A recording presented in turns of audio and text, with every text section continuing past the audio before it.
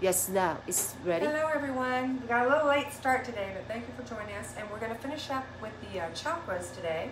And what I did is I brought in one chakra test. I actually took like 3 or 4 of them online. And of course, you're going to get a slightly different result because everybody has their own slant. I wanted to let everybody know that there are a lot of different approaches to it. So the one I brought for us to do today, if you'd like to follow with us, is done by a physician, and it's called the Intuitive Physician. And we're going to talk about some of the symptoms of the blockages in the chakras.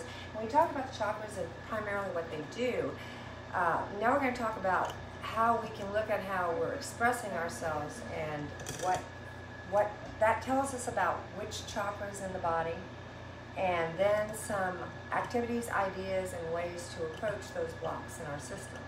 We all have blocks here and there. That's not uncommon. It's very natural in this society.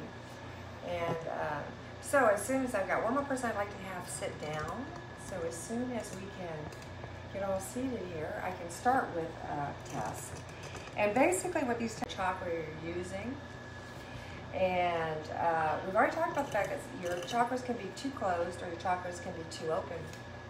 What you're going to find most of the time is your chakras are too closed, you're going to have an under-expression in that way, or you're going to have a blocked expression in that way.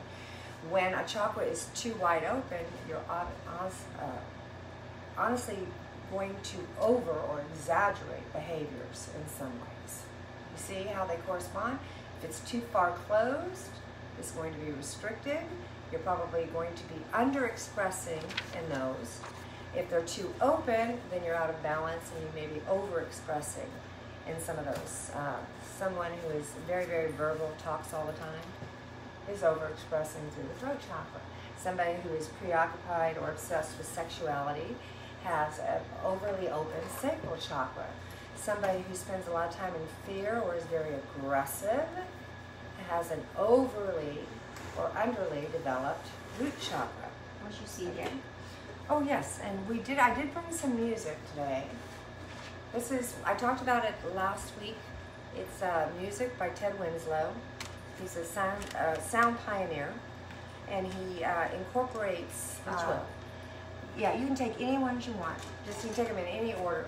These are several of the ones that he's done.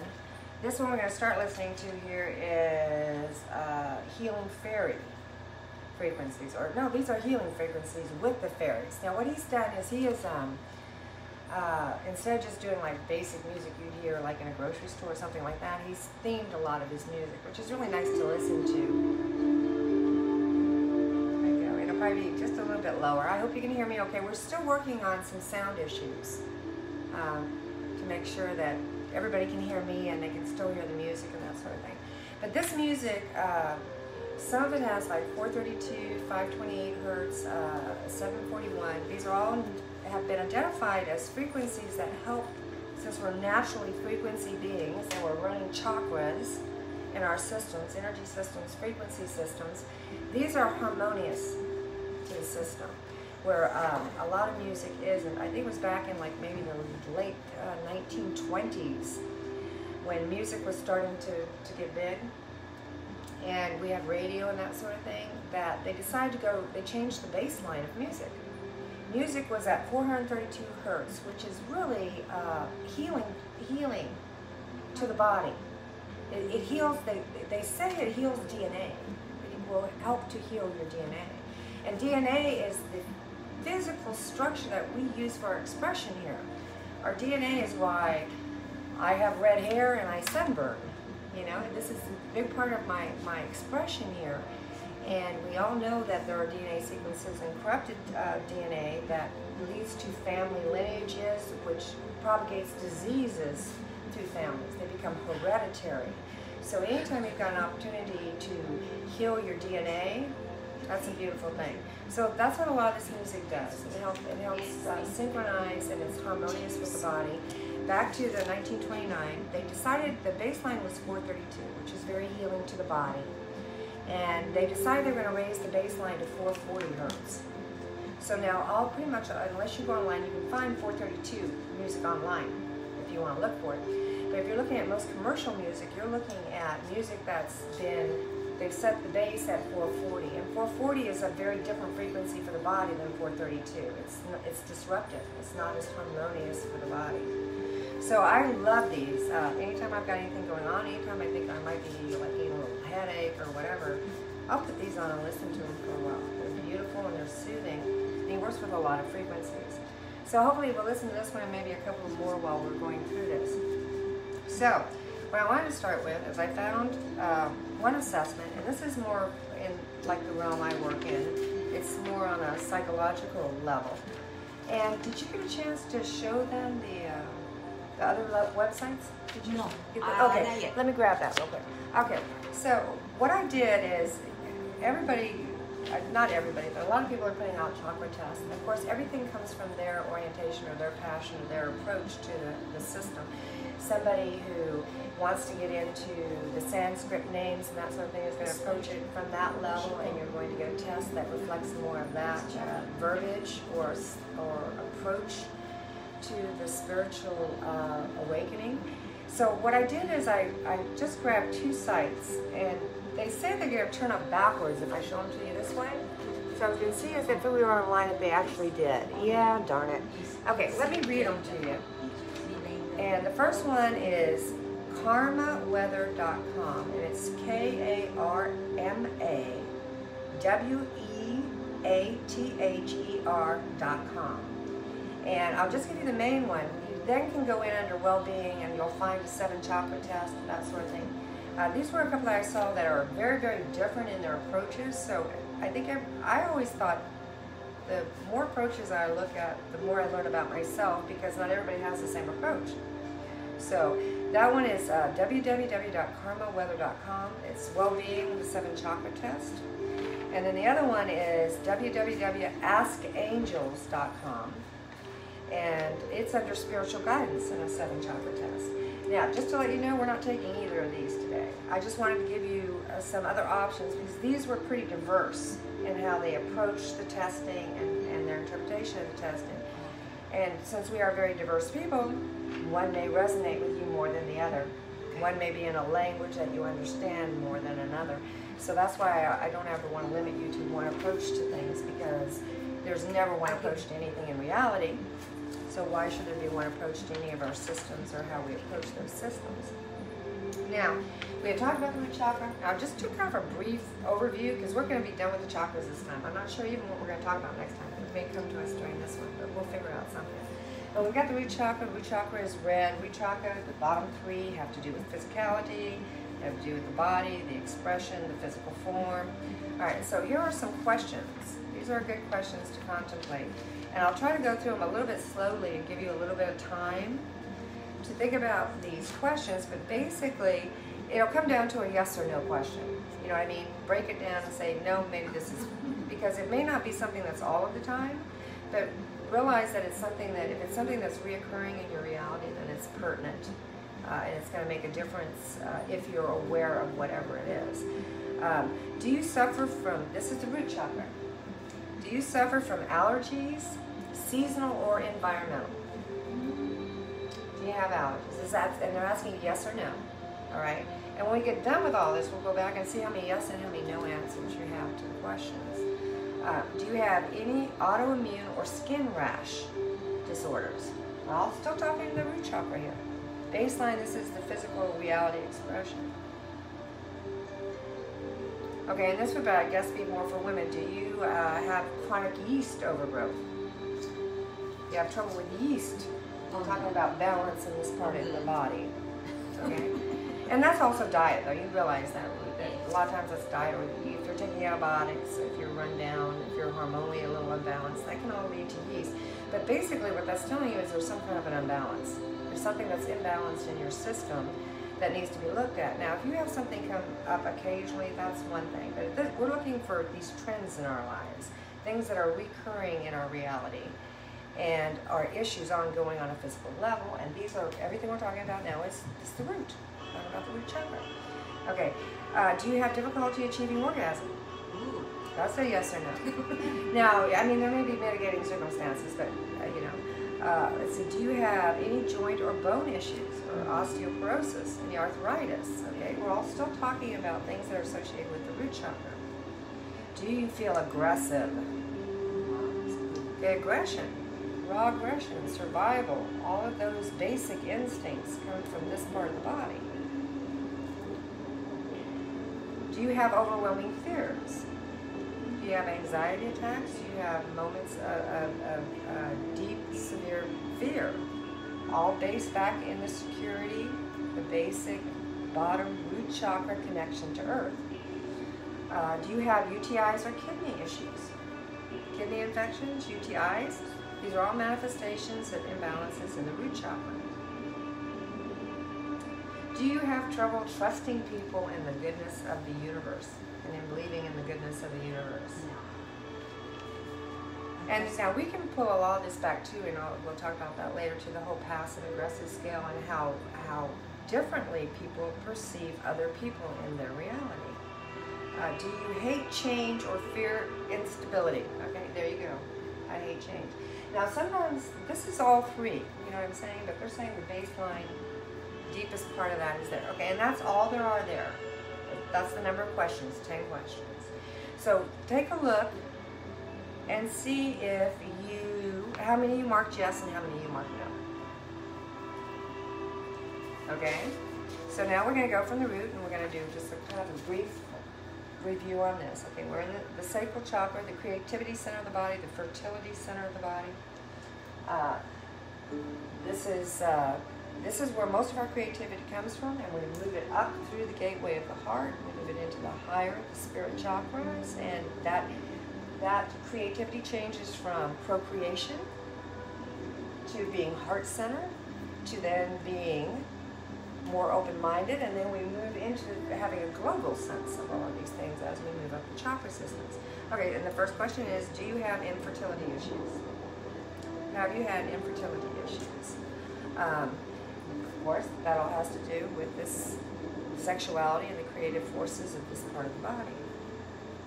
Do you have excessive periods? Do you have painful cramps? Do you PMS? That sort of thing for women? This part of the body is going to be affected. Now, men are going to have different issues, but men also are going to have UTIs. They may have bladder issues.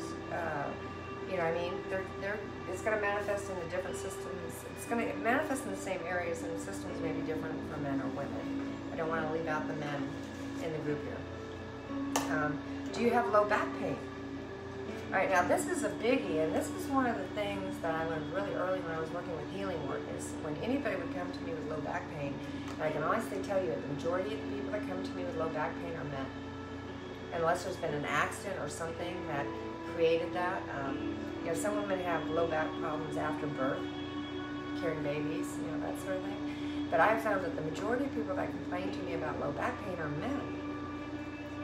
And a lot of times they stuff their worries and their anxieties because they've been taught to compartmentalize everything, right? And they stuff them down low in their backs. And then a lot of them have low back issues. So I found that this is also ties into the higher ones. So if you've got the imbalance in the two, in your creative flow and that sort of thing, then it's going to express. All right, I'm trying to give you guys enough time to think about the questions too. Do you have sciatic pain? Do you have the hip pain, the sciatic pain? Do you have money issues or issues with money? Fear that there will not be enough, trouble feeling worthy of money you deserve? Okay, now we're living in very interesting times right now, and I'm sure that everybody is experiencing this to a certain degree, and it's healthy because we live in a 3D reality. But is it excessive? Is it overly influencing and affecting your mood and your well-being on a daily basis? Listen, when you start getting, like I said, you get into the obsessive end of the scale, or you get into the apathy end of the scale. When something is too closed, there's not enough feeling about it, because each of these are feeling centers. When things are too open, we may be overexpressing or sharing those feelings or seeking those feelings for dysfunctional reasons. Because we would like to kind of tie this all together when we get to the end, and with each of you looking at your own questions. But right now, I think money issues and fears that's going to be enough and that sort of thing with the pandemic going on is a very, very natural reaction to what's happening in our reality at this point in time. Do you have a propensity to overindulge? And I'll say we're talking about chakras that are overindulge, right? And now this isn't just sex. This is not just sex. Even though this is, we're talking about the creative center of the body, but it can show up in many different ways. So it doesn't say do you overindulge in sex. It says do you overindulge, and we all have a tendency to do that. But is it out of balance in your life? These are the questions we're asking now. It's not that these behaviors don't happen in our reality, because they do, but how balanced are they in your reality? Are they trends, and do they then affect your well-being in the long run? Do you suffer from fatigue or adrenal burnout? Fatigue or adrenal burnout?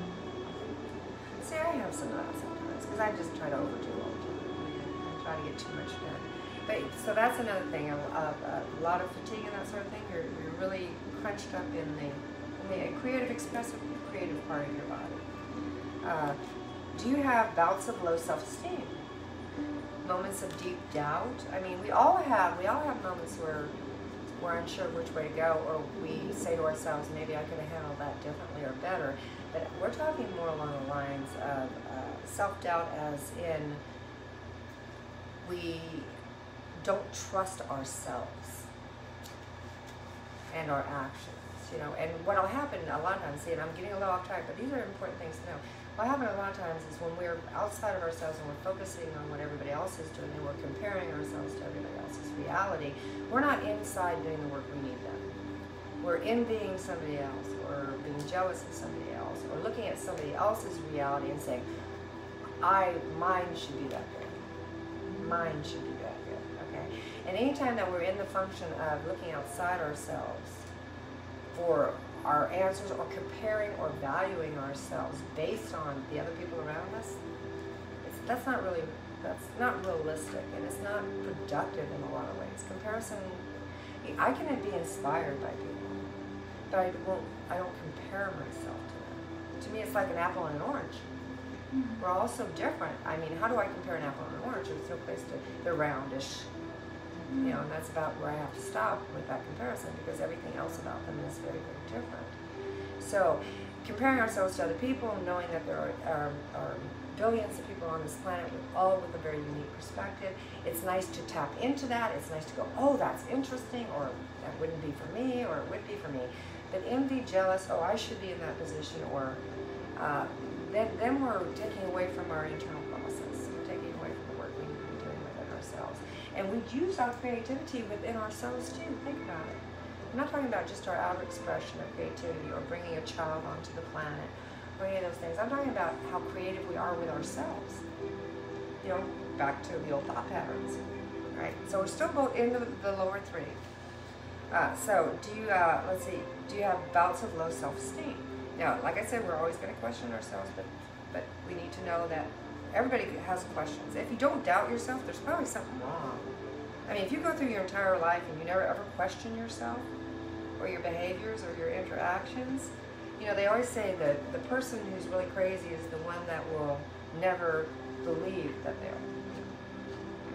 As long as you doubt a little bit, because we're getting so much information, and it's all over the scale. Doubt is not a bad thing in this reality. Do you suffer from guilt that is hard to release? Carrying stuff you don't let go of, Are you carrying stuff that you just don't let go of? That's another yes or no question, all right? Do you find it hard to get into a creative mindset? Do you find it hard to get into a creative mindset? I don't think you struggle with that at all. No, because you've got like about 7 or 8 different outlets, because you're high energy. But there are people who really do struggle with actually getting into their creativity, and getting into a place where they're willing to allow their creativity to flow, whether it be writing, or art, or doodling, or whatever it is. And we'll talk about, if you feel like you're blocked in these areas, we'll talk about some of the ways and some of the little tools you can use to move through these, to kind of open up those channels. I had the hardest time when I used to start a piece of art, because I had a concept and a vision in my mind of what I wanted to do artistically, but then it would be, will I fail? Can I put what I see down on paper? know what I mean? And I would kind of interrupt my own creative process with my own self-doubt in those moments. I'm doing it now. I started writing one of my books, right? But it takes me a moment to like really make myself get into that creative space and put myself in a place where I can sit down and really be creative in those ways. So look at that. Look to see if you can hold that mindset. Now you're going to have a number of answers yes and a number of answers no. Let's keep track of that. Another 10 questions. So now we're back up to the solar plexus. This is the last of the lower chakras. This is like associated with the stomach, the digestive system, that sort of thing. So the first question is, do you have digestive issues, constipation, gas, IBS? Are you struggling with any kind of gastric anomalies? This all has to do with the solar plexus. And you know, there's a lot of movement, I find, and just naturally, intuitively, there's a lot of energetic movement through the solar plexus, especially now with everything going on in the world. Okay, do you have weight issues? And this could be too light too. We're not talking just too heavy. You could be too light. You know, there are people who struggle to control other aspects of their reality, so they use food as a method of control. Anorexia. Anorexia is an example of somebody over-controlling. Bulimia is an example of the same type of, to me, the same type of an energetic and an eating disorder, but it has coupled with it an impulse issue, you see. So the bulimic, where the anorexic will say, I'm going to use my self-will to not eat and become unhealthy and thin. The bulimic will give into the impulse, but then with guilt and regret later, purge it out, spit it out. See, so all of these things on many levels are related to the solar plexus and the digestive system and that part of our energetic system. Do you suffer from any addictions? You know, guys, coffee and sugar can be considered an addiction too. What's that? Coffee and sugar can be an addiction too. Once a day is okay. Yeah. That's not Sugar, addiction. no, sugar is fine, but if you're eating a lot of refined sugar, okay, you've had people tell you, I quit sugar and I have headaches. I quit sugar and I am having body aches. Oh yeah. Refined sugar has a very, very heavy impact on the body. Right. That's why there's a lot of diabetic. Yeah, exactly. But you also need to know that this can come back to how we're managing the world chakra, the synergetic, the action part of our system. Do you have diabetes? World chakra. My husband. Yeah. Do you have ulcers? Are you keeping track? Or did you stop writing? I'm sorry.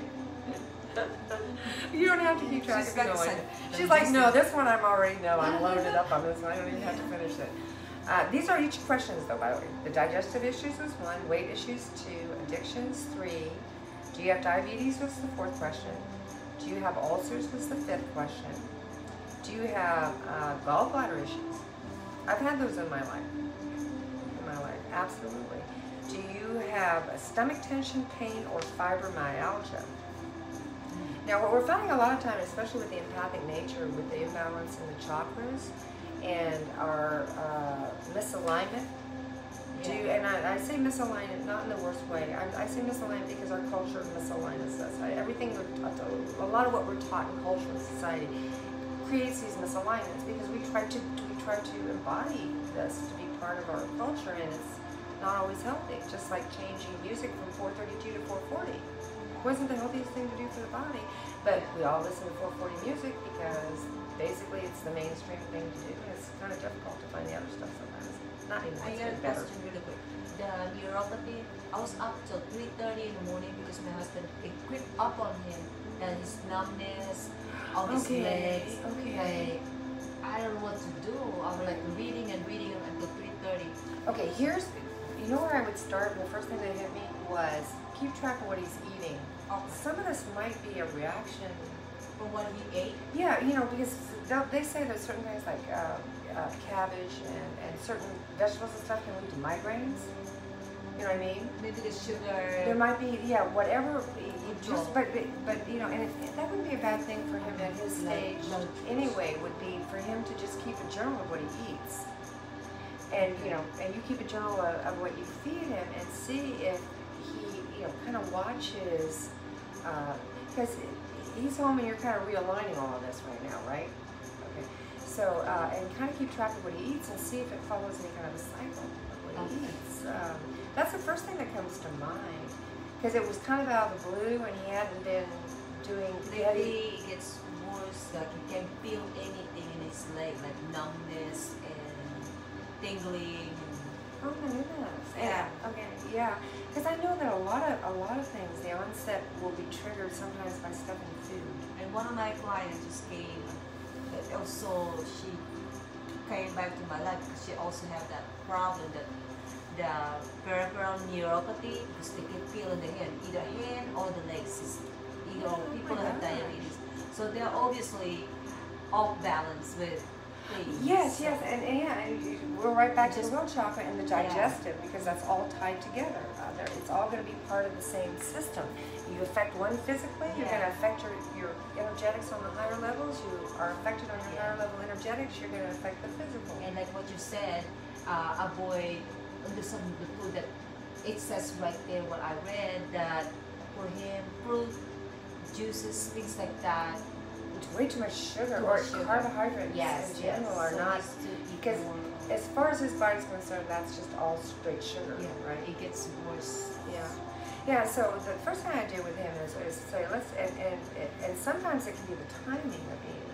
Oh, You know, if he's eating later in the evening, maybe he's struggling more with symptoms if he eats later or earlier. So, and the beautiful thing about that too is as he's working his own process with diabetes and stuff like that, if you were to take the time to write down what he's putting in his body, it just brings it to his consciousness. And I know, I can't remember, but there was a man or a woman out there that was talking about how we can be more healthy in our eating. And one of the things that we can do is be conscious of what we're eating and when we're eating it. It's like how many people sit down in front of the TV and they're like subconsciously shoveling food in, and they're not even aware, you know, and then they're done and they're like, I'm still hungry, because mentally you weren't even with yourself in the process of eating. You know what I'm saying? You're like, oh, well, I'm still hungry, because psychologically you're saying you're still hungry, but you fed your body physically, but you weren't present while you were feeding it. You were engrossed in the Vampire Diaries or something, you know, and you're just putting it away. A lot of people do that, sit down and they eat their meals while they're at the television. One of the things that you can do to be conscious about how you're eating, what you're putting in your body, is when you eat, be conscious of what you're eating. Be with your food. Be in the present moment. Be present with your food in that moment. Many of the people that I work with will take a bowl of their food. I'll grab this in just a moment, okay? And they literally, you know, we have chakras in our hands, and healers use these when we work with energies. And the right hand is primarily the giver, and the left hand is primarily the receiver. And I may be reversed on the video. Forgive me for that. But they will literally put both hands on a bowl. And just be present with their food for a moment. And what they're doing is they're offering a silent prayer. A silent prayer because for the fruits of the earth, for giving, because this melon gave up its life. No, think about it. Yeah, you know, and when you're out and you're buying fresh food, you're actually buying things that still have living essence to them. Wow. When they do Carillion photography on a newly cut leaf, you know what I mean, that shows the aura and the energies around things, and they split a leaf and the leaf is apart, they'll take a picture of the leaf with Carillion and it'll show its own outline without the leaf there. Oh, yes, yes, plants are. Oh, absolutely. Yeah, that's what my husband said. And people do that too. If you lose a limb, they have the fat of it. A plant is really no different. And I love plants. Plants are like one of my favorite things on the planet. I've only had one bitchy plant in my whole life. Oh. I've had one plant that I don't think liked me. And I had some lip from, so to speak. It just was never happy in my house. Never enough water, never, you know, too much water, not enough water, too much light, not enough. I'm like, okay, I just can't deal with you. Oh, no. I can't figure you out. But so, I'm sorry, we got a little off track there, but back to the sacral chakra. So root chakra is for the plant, the people like go to greenery, like look at that, it's to balance the chakra. Okay, so say this again. So people that have off balance chakra, very, you know, they said you go to the green, like mountain, it really Oh, balance. what? Yeah, it depends. Yeah, and well, first of all, Forest. yeah, because I think in Japan they forest bathe. They actually forest bathe. They go into the forest and they call that forest bathing, right? Yeah. Yeah, yeah. No, this is important. And anytime you're getting in touch with nature, you are stimulating the chakras in a positive way. Wow. Here's the thing I say though, because people don't do this anymore. As a kid, I was barefoot most of my life. Yeah. I mean, I had like built-in soles that my feet had toughened up because I just ran around barefooted all the time. And we're talking about the connection to Earth. Anytime that we're in nature, all right? Anytime we're in nature, we're stimulating the lower three just by being in the nature and because we are part of this nature. We were born onto this planet. We are all the same elements of the planet, just combined in different ways. Our atoms just have a different message on how to come together to make what we are. So yeah, being in nature will help balance all of them. I found for me, because I'm not a nature girl, I want to go out and hike type girl. I'm not. I like the water. I like the ocean. Yeah. But I'm not a go hike on a trail girl. No. You know, it's just not. And I don't mind. I don't mind being in nature. I don't mind doing like the work I do when I can go around and I see all these different places. Yeah. I don't mind it, but I have a daughter who, Mom, I have to be in nature. I have to be out every day. I have to do something on some level with nature. This is grounding. This is very important for grounding. So a lot of times nature is one of the best medicines for the root chakra. But be barefoot.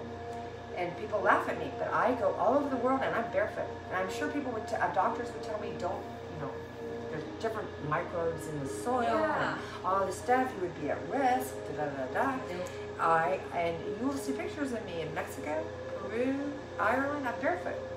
Because part of the reason I'm there is to connect with the earth. Connect with the earth there, and the magnetic field there is different. Everything's a little bit different. When I went to South America the first time, I felt like I was walking tilted. I felt like I was off balance because, believe it or not, the electromagnetic field of the earth varies, and it's different in different parts of the world.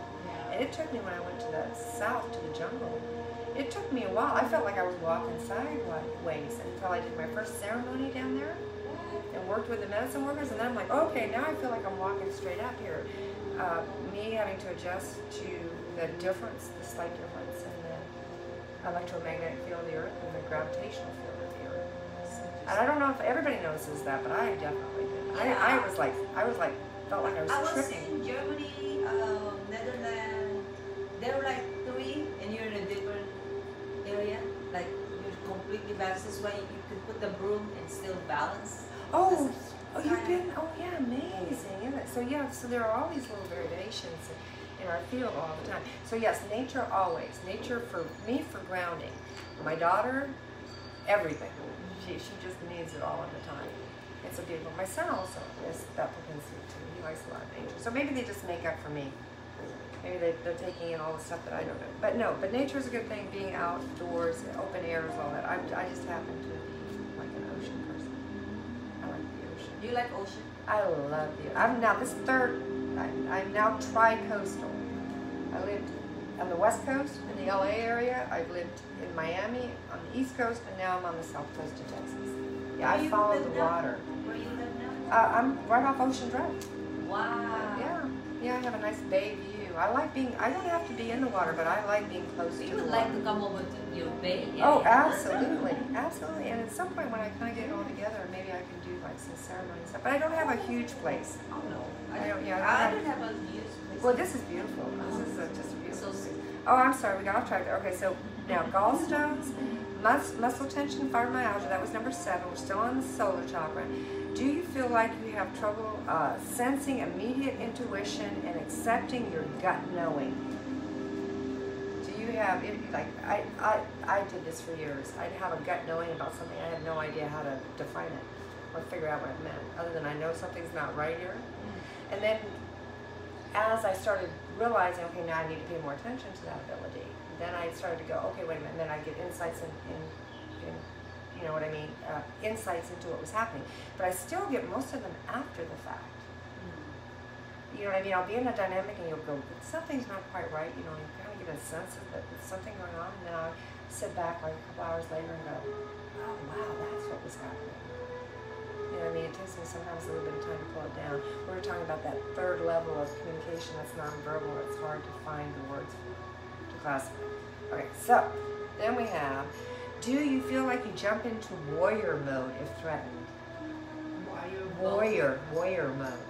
In other words, those people that are overly defensive, people who are, you know, the moment you say something that might sound critical, it maybe like just you're giving them input.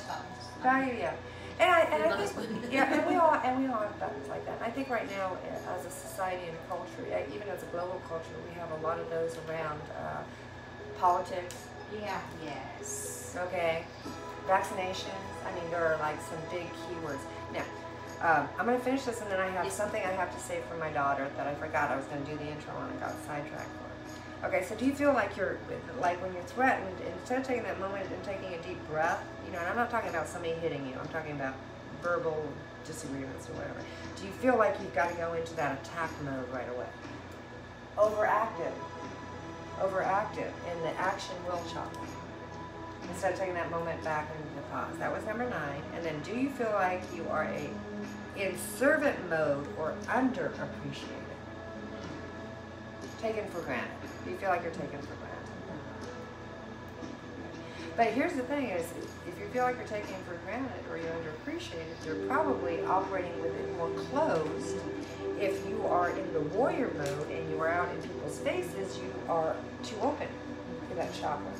The balance is to be able to take that moment, pause, and respond and not react to a reality, to the will chakra. So you should have 10 there. Figure out what your numbers are, plus or minus, on the questions. And then I was going to stop for one moment because we were talking about the sage the other day. My daughter is a force of nature. That's what I tell people. And we were having a conversation yesterday on the phone, and I guess I had the white sage. We had the white sage, and we had the copal, and we had some of the other beautiful cleansers. And she made sure that I was aware, because I was not, that white sage is becoming, I guess, the equivalent to endangered. It's becoming scarce. Yeah, and I'm sure it's probably because as people awaken and realize its properties, more people are interested in having it, so more of it's being marketed. And the same thing is true like with the Palo Santo, with the wood. We have to be careful because if it's harvested consciously, they are only cutting down, and they're not cutting down. They're only taking trees that are already down and then cutting them up for the wood, and not endangering, you know, the forests and the jungles. So white sage is becoming more difficult to get, and she knows much more about this than I do. But the white sage is a Native American tradition, and she said, Mom, sometimes I would like you to go deeper into understanding that these plants that we're using are deeply sacred, and there are cultures that use them and have used them in their culture for thousands of years, hundreds or thousands of years. So always keep that in mind when we think about these beautiful, exotic, wonderful, sacred herbs and stuff that we have, that we need to work on replenishing, and we need to work on sourcing them in positive ways. Another good example is when I was in Peru. The condor is part of their philosophy in the cultures there. And there would be more than 5 or 6 people want to sell you condor feathers. But were they killing condors to get it? You know what I mean? And it's illegal. It's illegal to kill a bird for its feathers. But, so think about where they're sourced. And think about how being sourced responsibly. Because yes, they're beautiful tools to use in our work. But it's also very important to realize that they need to be consciously sourced in a renewable way. Okay. So that was for my daughter. I love you, Madison. Thank you for your global consciousness. You're amazing. All right. So heart chakra. Now we're up in the heart chakra. We're up in the gateway.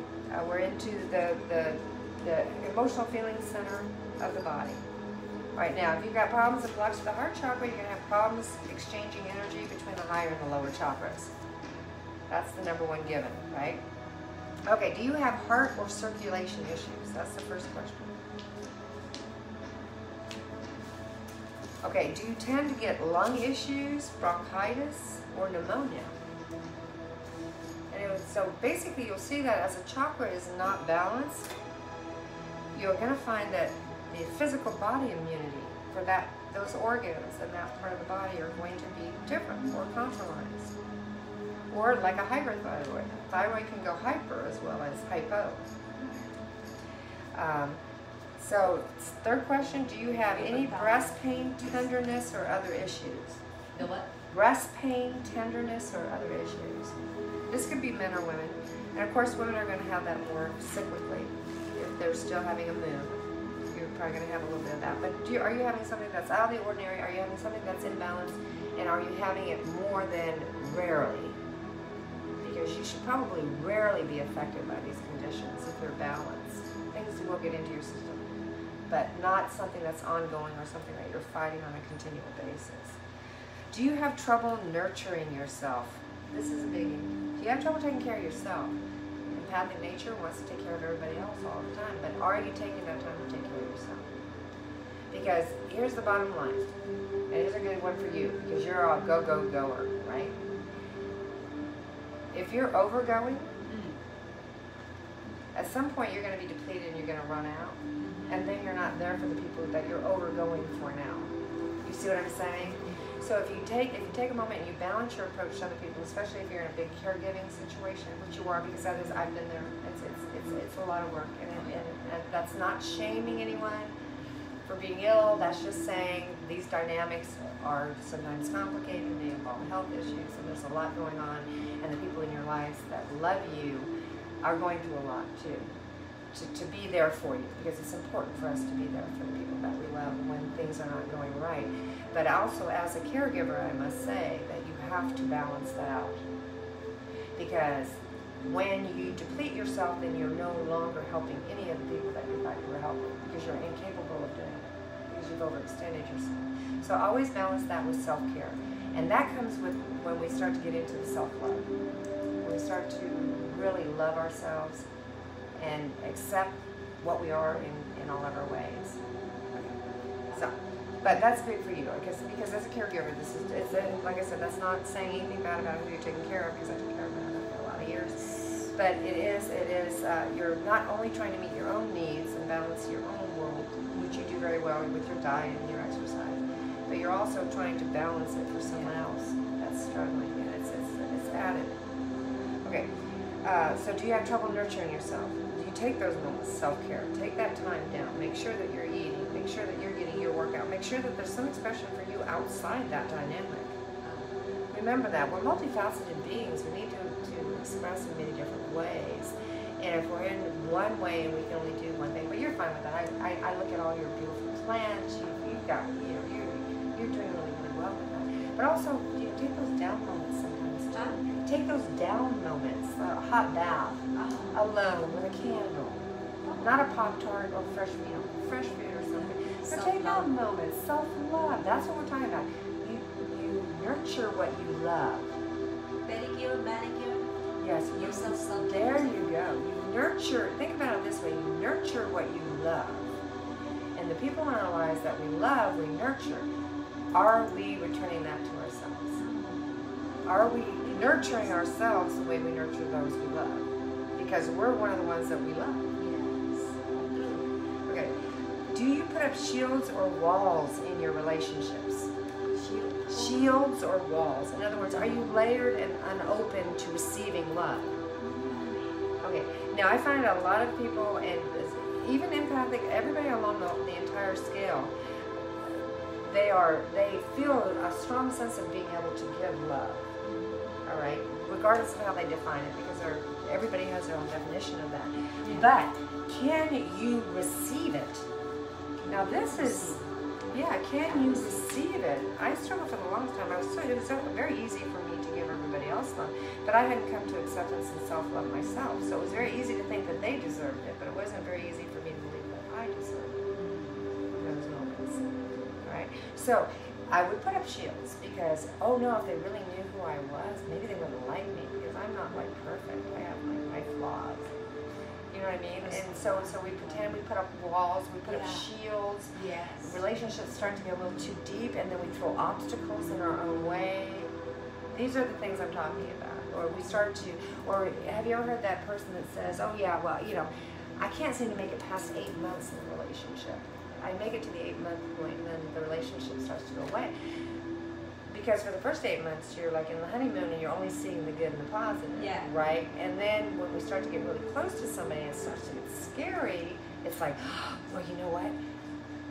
They can't have that much control over me, or I can't love them that much. But so you start to see the little cracks in their armor instead of all the beautiful things that you were saying. And then you start to break down the relationship because it's easier not to love, and because it's so fearful to open that part of ourselves to another person, right? That then we begin to throw obstacles in our own path. Oh, well, this is wrong with them, or oh, that, you know, he chews too loud.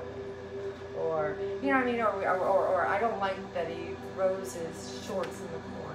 You know what I mean? We find something in our reality to kind of say, oh, well, you know, I don't need to love him this much because it's kind of too scary to love him or her this much.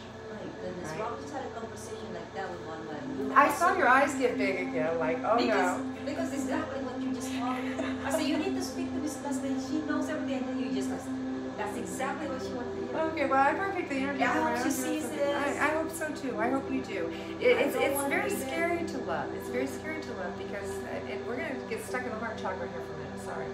It's very scary to love.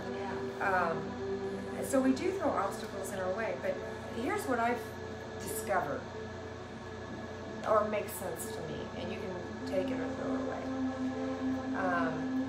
We've been taught that love is attachment and possession. All right, so many of us have a concept that that's what love is, and that is scary. that is really, really scary, and that we're going to have to depend or rely on a person, or that this is going to complete us in some way. Now, we've had this talk before, and it's probably come up on several different ways, so I'm probably saying something just in a different way. But once you give up that attachment, once we know that we don't need another being in our lives, in other words, we're not coming from a place of lack. Back here to the root chakra is the lack, okay? And a lot of these lower chakras will get into lack. But once we come into ourselves as a whole being, and there's self-love, self-acceptance, then when we bring people into our reality, we bring them in because they inspire us and they make our reality more. Not the model we've been following in general, where we get into a relationship, we have a certain set of level of needs that we want met in that relationship, and our counter or our partner has a certain set of needs that coalesce with that, so you end up in a relationship where neither of you feels like you're whole, because each is relying on the other for that. Okay, so yeah, that's a scary kind of love, folks. That's a scary kind of love, because most of my friends who are really deeply empathic are animal lovers. Are animal lovers. Many dogs, cats, that sort of thing. Okay. And here's the beauty of an animal. An animal is predictable. An animal loves the way an animal loves, and that really doesn't change, right? People do, right? So, to say that I love somebody in need or a lack, or this is going to fulfill or fill or void within me, no human on this planet is going to do that, you know, for a lifetime for you. I mean, people can be very consistent. You can meet some of the most amazing people on the planet, but nobody here is perfect. And nobody here, I don't think, from God's standpoint, was put here to meet my needs for a lifetime. God put me here as a being to grow into my knowing that I'm a whole person. So yeah, love, as the concepts that we embrace for love are scary. Now, when you get into thinking of love without attachment, knowing that you're whole in your center, you knowing that you're whole as a being, that people come into your life, people will come and go. And that's okay. And loving them is still easy because you're not attached to them to fulfill some need within yourself. You see what I'm saying? In other words, we fill those voids ourselves. This is where the self-love and the nurturing comes in. Those voids are something we fill within ourselves. You're more than capable on so many levels, you know what I'm saying? Yet a lot of times we will put that aside and try to make a relationship work that isn't two whole beings. Or one person will grow towards wholeness in a relationship and the other one isn't. They're still in that need or lack or that. So all of these I have to do with the heart chakra. And I'm so sorry we got off again. I hope, guys, if you're following the test, if you're not writing it down, it's all fine too. Because we'll go through it and we're kind of talking about it as we go. So if you put up walls in your relationships, you're probably putting up walls because the definition of love is pretty scary on this planet. It really is. And animals are much more likely to be consistent with you than humans are, to be honest. And everybody is human. Nobody's going to be perfect. Nobody's going to be able to be that for you 24/7 for a lifetime, except you. You're the only person that can do that. You take the first breath, you take the last breath in this body. No guarantee that there's somebody there for the first. Usually mama is, daddy may be.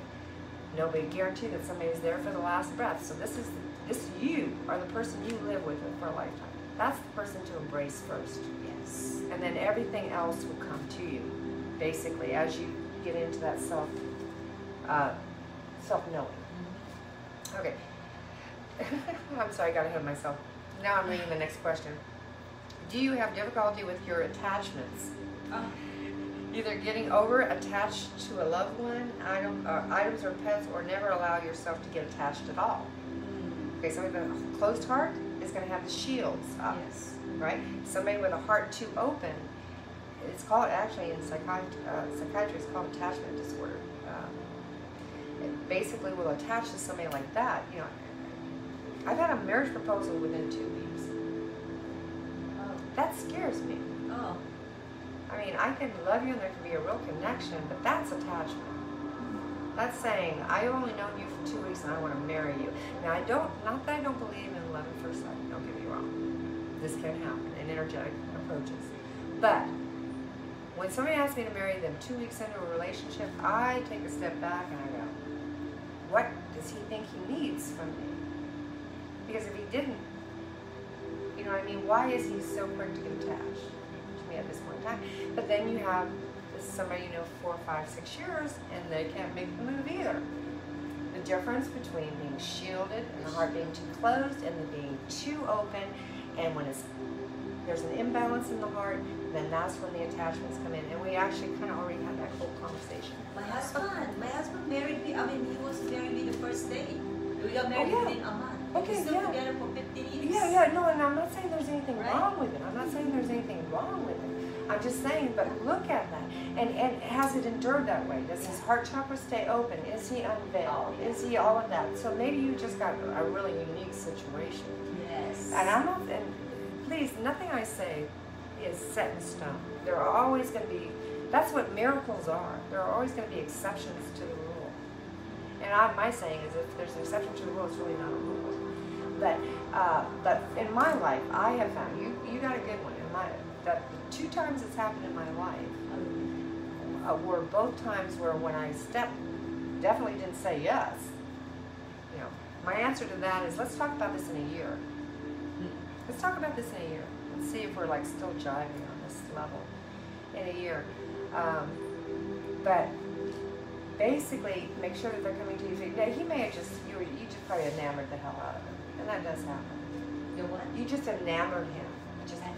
He was overwhelmed with your Back to the no, still your presentation and all that. Yeah, I think so too. I see it in pictures too. There's still a lot of that. There's still a lot of that. And I'm not saying that relationships don't work. My mother and father had a loving, wonderful relationship for many years. But it was also codependent. You know, codependency, the term codependent. Usually in a codependent relationship, you have an enabler, somebody that allows the bad behavior. Yeah. And then you have the person that's dependent on that person because they do allow the behavior. You know what I'm saying? And I'm not saying there's not love in that. I'm not saying that there's not a deep amount of love in that, or there can't be a deep love in that. I'm just saying that maybe the dynamic could be richer if some of those patterns, which are these cultural societal patterns that we've learned, we don't know any different. I was raised in a codependent. My first relationship was exactly that. I went out and sought exactly the only thing I knew was to be in a codependent relationship. But it sounds like you've grown past that. You can't stay there. I doubt very seriously that you could stay where you were at the very beginning of a relationship and have them endure. Very rarely does that happen. So it's grown. And I know that a lot of people marry for reasons outside of love, and then they find love with one another over years. Oh, You know what I mean? They grow together and they find love together. So there's every single variable. So please don't assume if I'm talking about something that seems like negative or not balanced. I'm only speaking from my own personal experience. And those did over a year bear out that they weren't relationships for me, and that they had more to do with need fulfillment than actually loving me.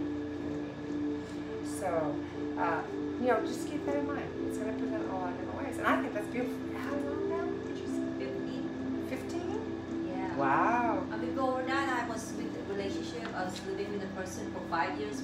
It's not proposing, so.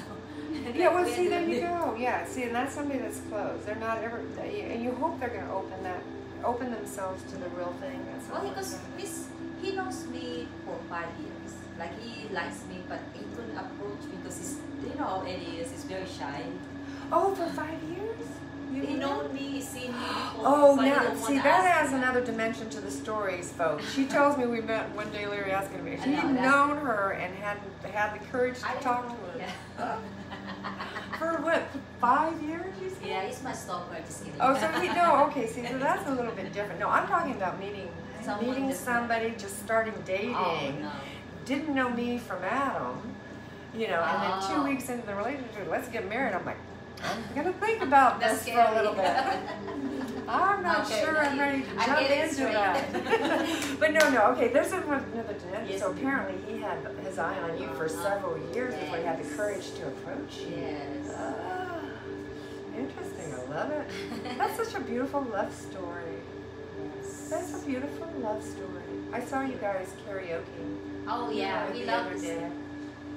Yeah, he loved to sing, but the singing is not Oh, don't try to get me to do that either. Okay, so, and I'm sorry, I'm dilly-dallying a little, only because I really did cover quite a few of these next questions already. So we said, do you have difficulty with attachments? We had that whole conversation. That was question number 6. Okay, do you have trouble receiving intuitive information in relationships? Now, this is a biggie. Do you know what I'm saying? And let me break this down for you a little bit more. I'm sorry, but as these points come here, I think they're important. I know that when I was struggling with heart and layered and understanding the dynamics of relationships and myself within relationships, this was a biggie for me because there was a part of me that really wanted a relationship and really thought that that's what I needed, and still being driven by this is how reality works and this is what I'm supposed to do in my reality. All right, and then I get that gut feeling that something's not right. This isn't the right relationship, or they might say or do something that keep me wrong, or sent like a little red flag, but I wouldn't know what to do with it because I would go, wait a minute, yeah, his actions were outside his words, but he said this. And I would find that I wanted to stay with what he said because he would say what I wanted to hear. But then his actions wouldn't align with what he was saying. Now, that's exactly what we're talking about here. You have trouble receiving intuitive information in relationships. Now, this all goes right back to attachment. How are you approaching a relationship? What is your understanding of a relationship? And how much of this are you doing because you inherently have this heart that is responding to somebody? And how much of this are you doing because you've been culturally conditioned to believe that this is the way things are supposed to be? And I went through a lot of this because I've been single for 28 years now. All right, so I've done some dating, I've had some relationships, wonderful, and all that. And I do remember this specific process. And now I trust actions over words. That's the one thing I can tell you. If you are in a relationship and you're struggling with your own intuitiveness around love, don't listen to a word, watch. I mean, you can listen to them, but just take it with a grain of salt, put it in that little file up there going, let's see how these words are expressed in this person's reality, and watch their actions, because their actions are going to tell you much more about what they're really doing.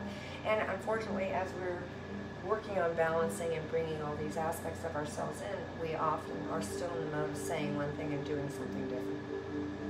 How often do you see that? You say one thing, but you're doing something different. So, big aspect of that, okay? Now, I'll try not to get too much off of it. Okay, so we're talking about receiving the intuition in your relationships. This is a biggie. Have you been a victim of abuse from loved ones? Have you been? I've been lucky. I haven't had that in my life, really. But there are people who, when you're not in that centeredness and that self-love, actually believe they deserve that. They deserve to be treated poorly. All right, that's a big imbalance that needs to be moved out of the system. Deserving to be here, deserving to be treated in humane and compassionate ways. I mean, to me, these are the Bill of Rights that we should live by. You know, that caring and that concern. But there are people on this planet that truly, truly do not believe that they even deserve to be treated kindly. And that's a big aspect in getting back into the self-love and the heart chakra. Do you tend to play an actor or actress role to fit into a relationship? I can remember having a conversation with a friend of mine years ago on this.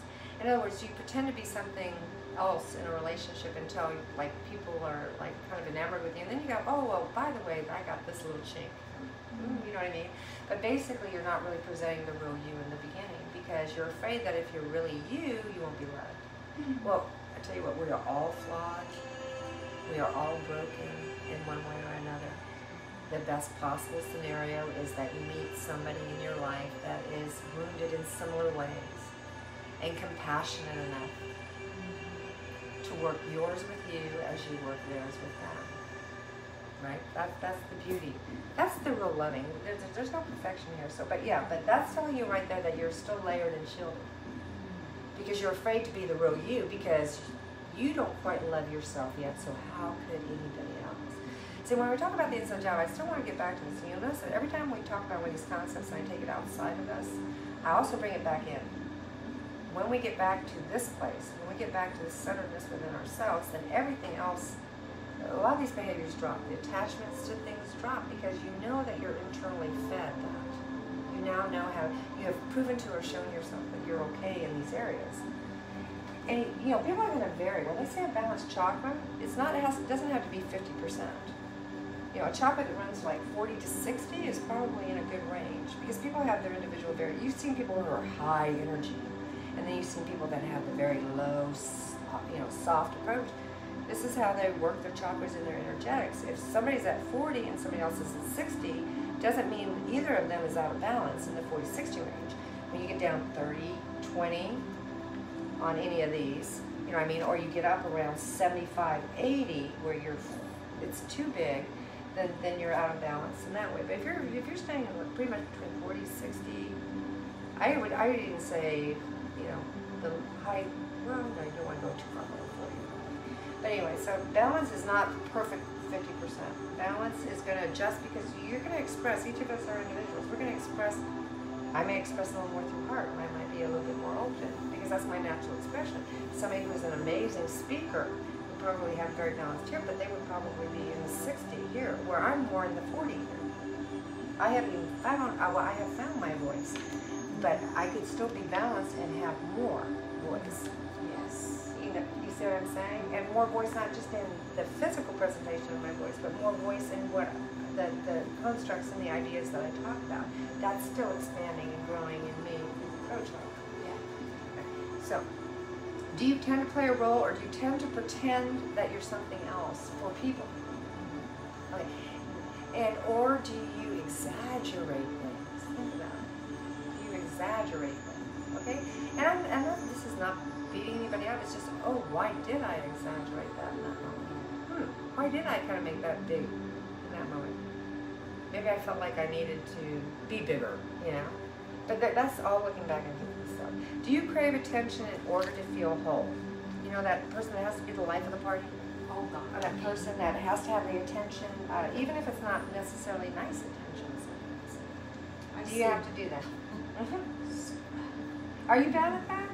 No, not some of my friends. Oh no, I know people who have to be the life of the party, and I'm not sure that I didn't go through that phase of myself when I was. I used to be, but when I see somebody doing that, it reflects me not too.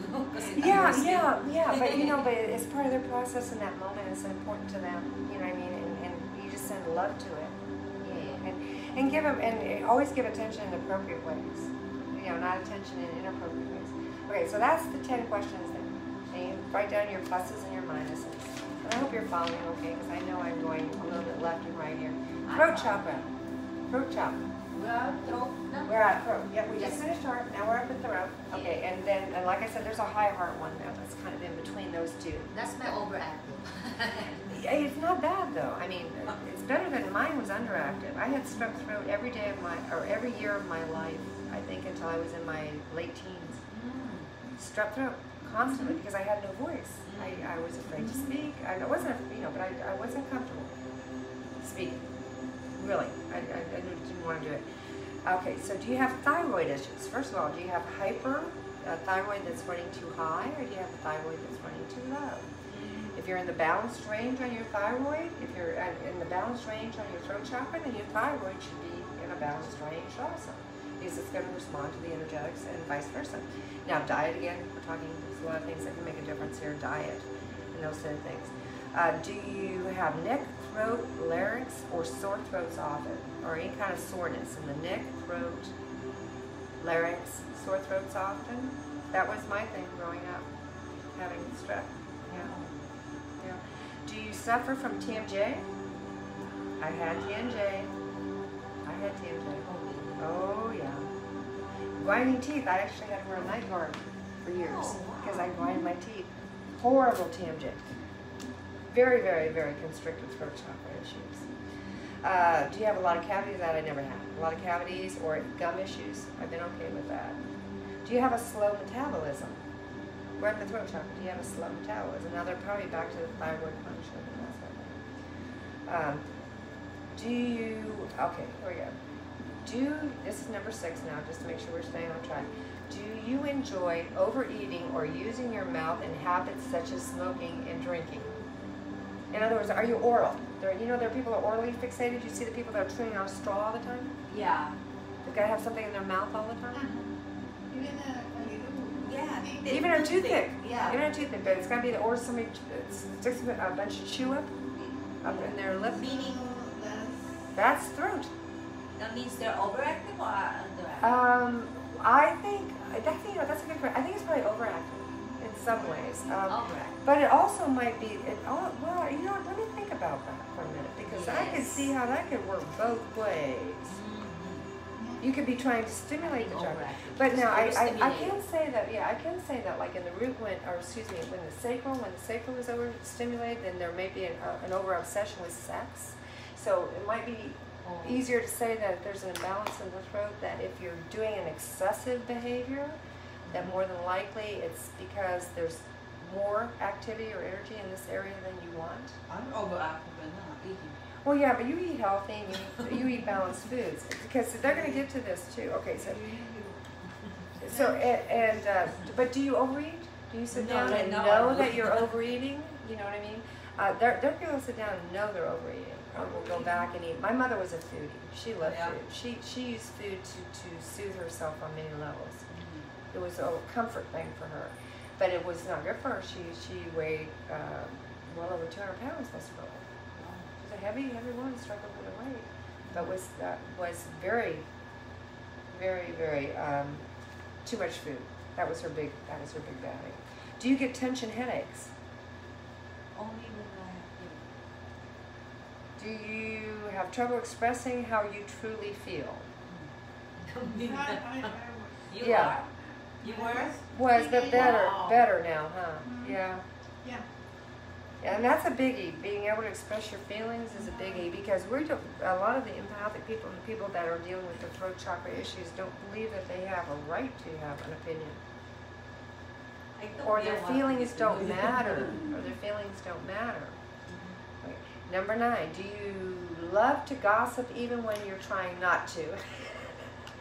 My gosh, all my friends. Is it hard for you to keep a secret? The overactive chakra. Yeah, and we don't even need to. You guys got that. Everybody understands that. I get in trouble because when I was a teenager, they talk about school from little girls, they protect little girls, and it's like, I try to tell you, no one's saying anything. Well, I can't remember the saying, but there's a saying that says, yeah, I can't remember, but there's a saying that says, that's kind of the baseline. People need to talk about it. But see, then we're back to what we talked about, comparison. And comparison is not really an effective tool for anything, unless you're trying to feed your ego. Yeah. If you're trying to compare yourself to somebody else and say, I've got it better than you do, or, oh, look at them and look at me, ha. Okay, then you're feeding your ego. If you're doing it the other way, you're doing the same thing too. You've got the constructs in your mind that you should have something in you. The difference between the empath and the narcissist. You see what I'm saying? These all interrelate, folks. All of these concepts interrelate in the most beautiful ways. So, let's see, did we get to that? So we didn't, okay. So, keeping a secret, that one, we got that, folks. Everybody understands that. Let's not do it. That's the only thing. Let's not do it. Do you feel shame intensely or grief deeply? I used to feel shame intensely. I can still to this day remember the first time I was shamed. It was so intense and so uncomfortable, and I was like 9 years old, and I was in a doctor's office. It was horrible. I can remember the first moment I had that energetic feeling in my body. And I thought, ah. And then I, for years, just piled more on, because this is how your system works now. Until I finally went, no, I will not do shame again ever.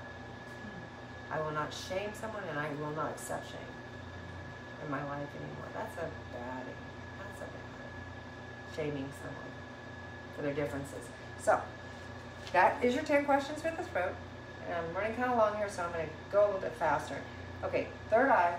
We've already talked about the third eye. We're talking about, this is our intuition, or I should say beyond intuition. This is like a source. Okay, do you suffer from migraines? That's number 1. Do you have depression, anxiety, or mental illness? Do you have eye or ear issues? Do you have chronic problems with your ears or with your eyes? And like I said, I'm not talking about this, every once in a while we have an issue. Somebody will get pink eye or like that. I'm talking about something that's kind of ongoing, and everybody gets depressed at times too. I'm talking about something that's ongoing that starts to affect the well-being of your life. That's what's out of balance. Many of these things happen off and on.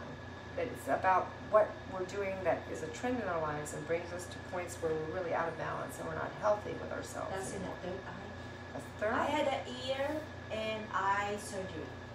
Okay, so did you have the lazy eye or? No, I had the retina detachment. Okay.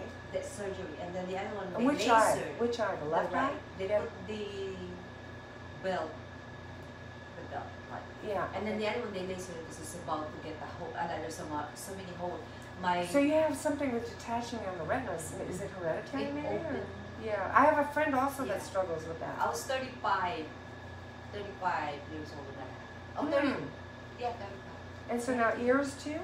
Tympanic plasty. Tympanic means they open my ear because there's a hole inside.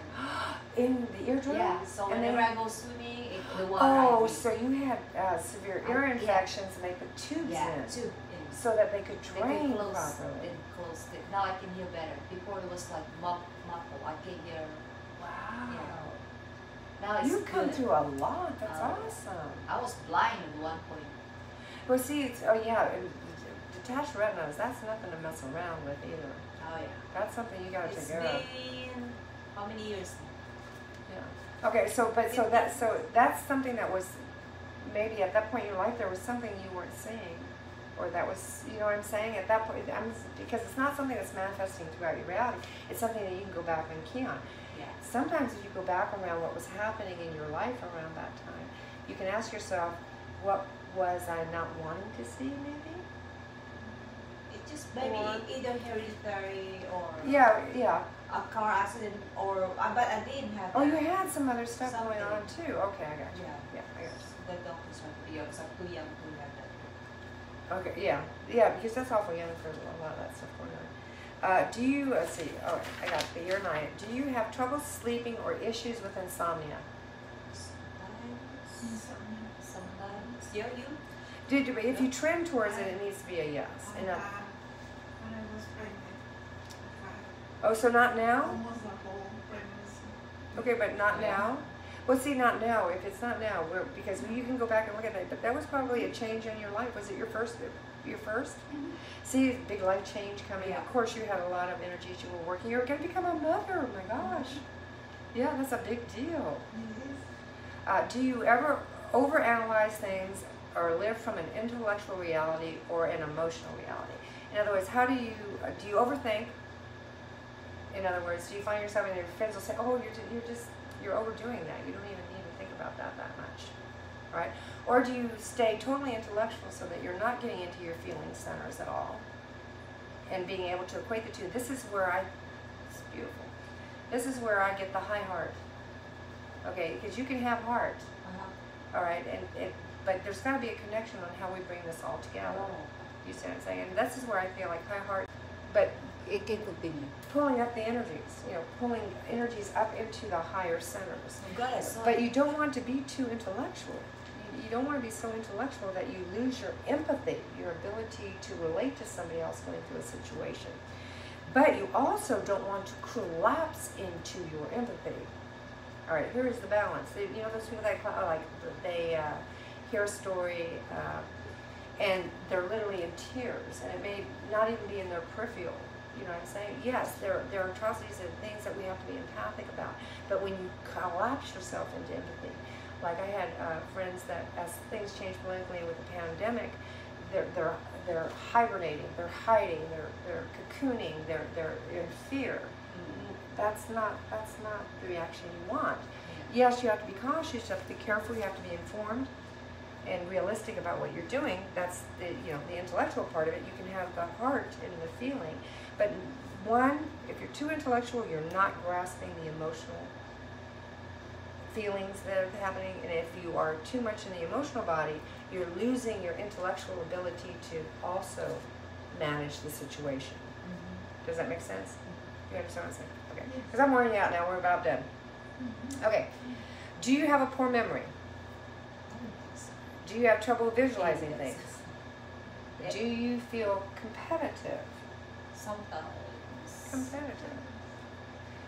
If you're competitive, are you competitive with yourself or with other people? Oh, myself. There you go. Now, I consider that healthy. I have a healthy competition with myself. I have a healthy, I feel like it's a healthy desire to be better. All right. But I'm not out there saying I'm competitive with that person on the tennis court. You know what I mean? I don't make an enemy on the tennis court to be competitive with or a rival. I only use competitiveness within myself to better myself. Because again, we're projecting out on other people. That becomes envy and jealousy, any of that stuff. If we can help it. We want to stay centered in ourselves and doing the best thing to be the best versions of ourselves. Do you fatigue easily in public? You? Do you find it difficult to be in crowds? Unless I prepare myself. Already crowded. Yeah, but unless I prepare myself, honestly, for groupings, big groups together, unless I prepare myself mentally, I can do it. I can always do it, but I really take time to put myself in the right space to do it. Because at home I can just open up and be really empathic. Well, how did you do when we had so many people here at one point? I was a little nervous. Were you? Yeah, but the one thing that helped a little bit with it was the fact that I was up above the group, so I couldn't.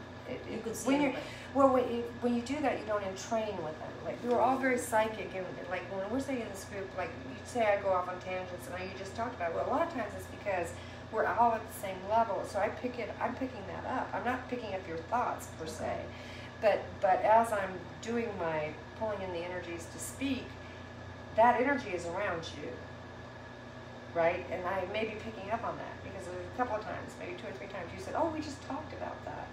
When I elevate myself a little bit above, so that I don't, it's called entrainment, I don't entrain with the people in the group, I do a little bit better. But you can imagine with just a few people, it's one thing, but if I had a group of 70 or 80 people, and I'm sitting at the same level, I'm getting way, way too much energetic information in one moment.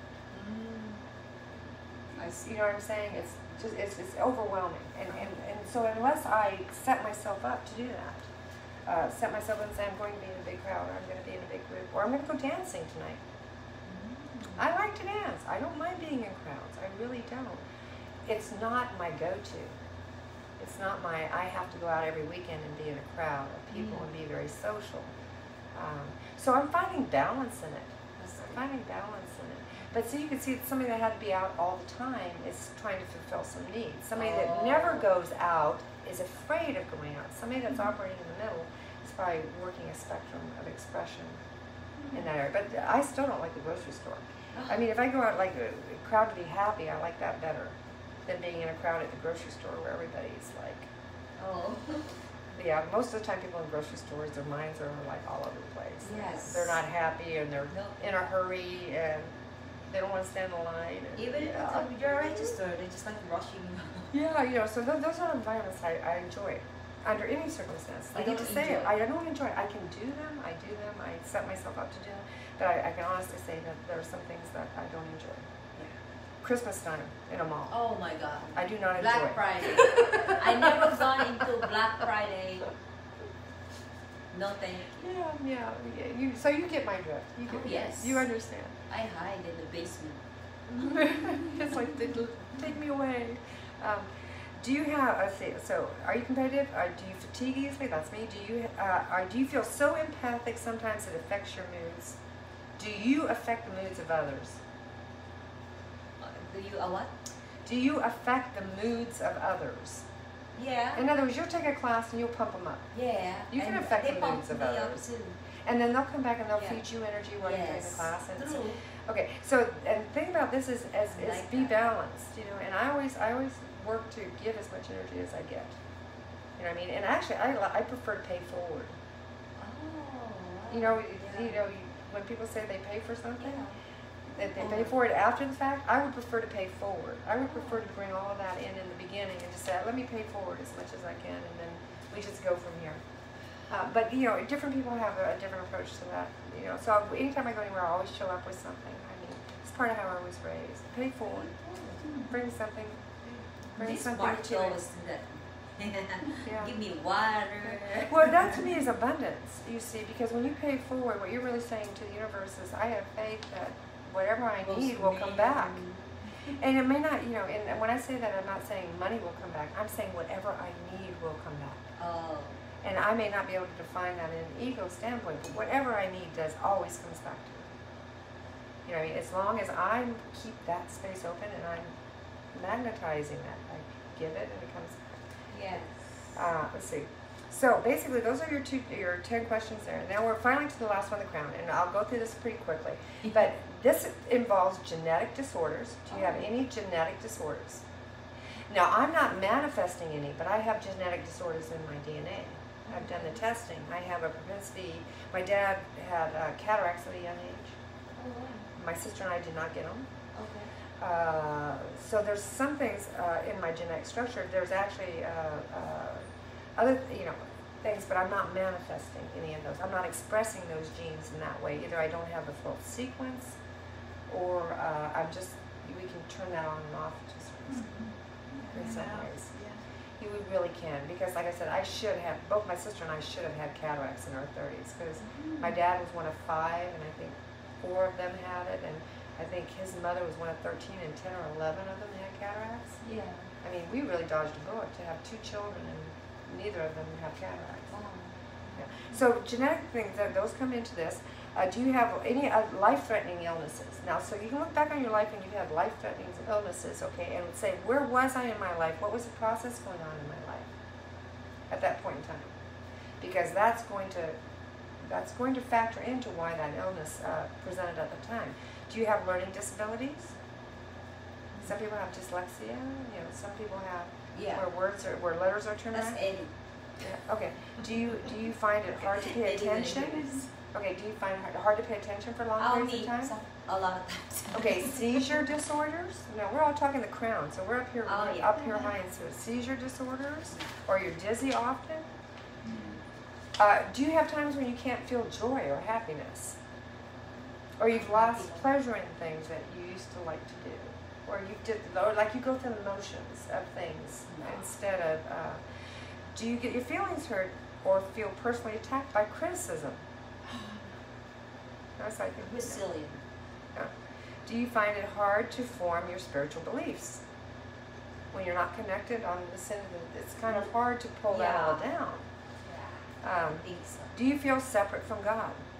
This is where you'll feel disconnected from spirit. Yes. Okay, so, but what I want to say is that we're done with that because I'm sorry Yes. we ran a little bit long, and we can have a discussion now. But this one was done by What is that? the, let's see, I was going to see if I could find out, www. Intuition Physician. Physician. She's a physician. She wrote this one, and Oh, this is wow. why I went and I got these and I got the other two websites for you. Yeah, Okay. Yeah, and you can Google these. You What's can, that? KarmaWeather.com? yeah, karmaweather.com, and the other one is askangels.com. Ask Angels is one word. I don't take a picture of that. But the reason that I brought these websites and everything is because when I got online looking for these, Let me see. I decided that I would Okay, you can. I would get you like as the most varied ones I could find. These three, the 7 chakra test on these two sites and this one here, the Intuitive Physician, are all extremely different tests. And but I wanted to show you the different approaches people have to the chakras. And hopefully I can get this up later when I get home. I'll put up these other websites. Okay. Because we didn't get a chance to get the invite link up today for the talk. And normally I would have, we would have had the links in with that. And then I only brought one other thing here. And that what I brought is, this is off one of the sites again. And it's about chakra balancing, and it talks about meditation. Okay. And it actually like ran an extra page, so I put it together here. But I wanted to talk a little bit about meditation. First of all, yoga can be meditation. In my mind, yoga is meditation on a lot of levels. So when somebody talks about transcendental or somebody labels meditation, know that you're going to develop your own internal style. All right. And if you want to start like working on the chakras and getting into your body, we've talked about meditation, going into your body again. You don't have to dive into it and say, okay, I'm going to figure out a way to lay down for an hour and a half, and you're sitting there squirming and you're horribly uncomfortable and your mind is going all over the place and you're going, I can't do this. That's not the approach I would suggest. I'd say, take 5 minutes. If you want to get started on something, say, I'm going to get up in the morning and I'm going to get up my cup of coffee. Oh yeah, or whenever you get up, right? And I'm going to go sit in a chair on the back deck, or I'm going to go sit in the living room quietly without a television on for just 5 minutes and breathe. Just breathe. I'm going to focus on my breathing. Okay, that's one good technique to do it. But start out nice and slow, or say, you know what, go take a walk. Like I said, we talked about nature, and a lot of people, that's a biggie, getting into that. Go take a walk. That can be a meditation. A walk in a pretty area where you're visually stimulated with eye candy, I call it. Pretty trees, flowers. That's meditation. For me, for me, meditation is tennis. I hate to say it, but I'm running all over the place. And the beauty of starting any kind of a practice or process that you want to start is that then you have the internal process to measure your own progress. When I used to lay down and try to meditate in traditional ways, I would watch my mind just bouncing off the walls. I'm like, I'm supposed to concentrate on my breath, good grief, and I'm off on 18 trillion tangents in the meantime. But you start by just feeling one breath, or taking that walk, or listening to the water, or listening to music, or a lot of times with tennis in my shoulders, I'll lay down with tennis balls under me. Oh, really? Tennis balls along my spine, Feels good. to stretch. I love that. I'll put a tennis ball on my spine, and while I'm laying there, sometimes I'll put it lower under my hips to make sure my lower back is stretched, right?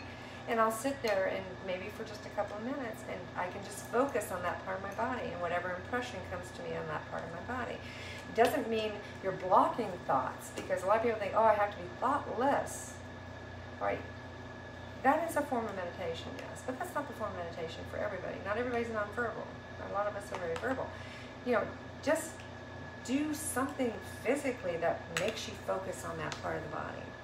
Like I'll put the tennis balls there, whatever. And then what I've discovered is when I made tennis my meditation, I discovered then I could track my own progress and my own path. Getting back into myself, getting out of other people's emotions, because I used to pick up everybody on the tennis court's feelings. Oh, she's mad at her. Oh, she's mad at me because I missed that ball. You know, and then I'm not playing my game. I'm too busy reacting to all the stimulus I'm getting outside of myself. So meditation is really about just finding a way to get in touch with yourself, and not any one person, I think, has a right to say it has to be done in a certain way. So find modalities for you. Some people, we talked about cards before, some people will use cards for self-discovery meditation. They take a tool, like angel cards, and they'll do a reading for themselves daily. That's bringing you back into yourself, your feeling centers, your psyche, your body. And to me, that's really the key in meditation, is getting in touch with ourselves, because once we do that, and we start to balance these systems, the rest comes. The spirit flows. The feeding from Gaia and Mother comes. The feeding from Spirit comes. You see what I'm saying? And the key is to find ways to get in touch with ourselves, and we live in a world where they don't really want us to do that much. No, we don't have lives that foster that type of existence where we can take those moments. And being still for a moment also is very healing, I find. When I can actually sit down, just let go and relax, because I run around with a lot of tension in me during my day, and sometimes when I sit down, I realize how tense I've really been all day. When I just take that breath and it goes, I'm like, whoa, I've just been really carrying this a lot today. So just anything that'll bring you back to your body or your psyche, you know, because it's all connected. So any questions or anything? Because we're going to wrap up chakras for now. I want to say this, though, about the chakras. If you have a desire for the deeper and you want to get into the Sanskrit, you know what I mean, and some of the deep stuff that was, you know, started coming into literature back in 1500 BC, there's stuff online to find. We kind of stayed more with a contemporary approach to it, and more from an empathic nature and balancing. But there's a lot more information out there if you want it. So, any questions? Or anything? We're working on sound. We're working on maybe a format where you can ask questions interactively while we're talking. But we haven't quite figured out how to do all that yet. But it is a work in progress, and I hope the sound was good today. I have to thank Janet again for your amazing space. You're welcome. Very, very amazing space. And you were awful quiet today, aren't you? You were quiet. You're a little tired, or okay? Yeah. So thank you. You are a wonderful audience. So basically, we kind of went through some of the things you can do to balance these things. But trust me, when you start to listen to yourself, your intuition will also help you with this. Like I knew red food for my grounding. Yeah. Before she even brought it up, I'm like, beets. I eat beets when I need to be grounded.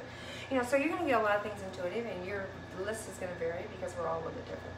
So I want to finish it though, so everybody can move, and I'm going to try to make these a little bit shorter too. So everything is all said. So thank you so much. Much love, everyone. Thank you. Okay, I'll get this stuff to that.